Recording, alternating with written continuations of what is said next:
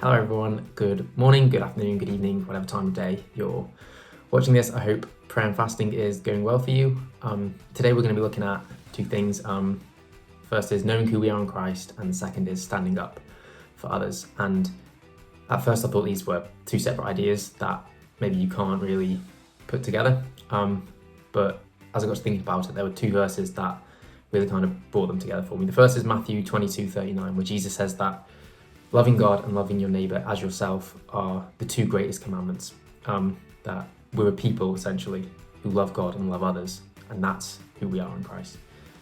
But sometimes that can be a bit vague, like what does that mean? What does that mean we should do? And that's why I thought of also 1 Corinthians 13, verses 6 and 7, where the Apostle Paul is talking about what love is and what love does, and he says that love does not delight in evil, but rejoices with the truth. It always protects, always trusts, always hopes, always perseveres. And the thing that stood out for me there with what we're talking about today is that love always protects. So who we are in Christ is inseparable from standing up for others.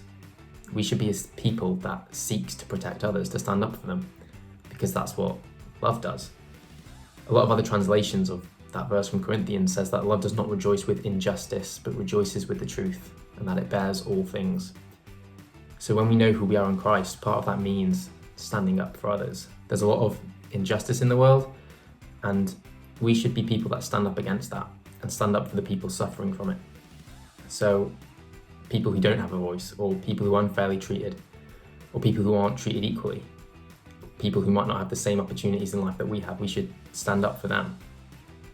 But it also doesn't have to be as big as that. It might just be someone you know, who you just in your life, who you work with, maybe you go to school with them, and they might just not be treated very well by the people around them, and standing up for them is an act of love.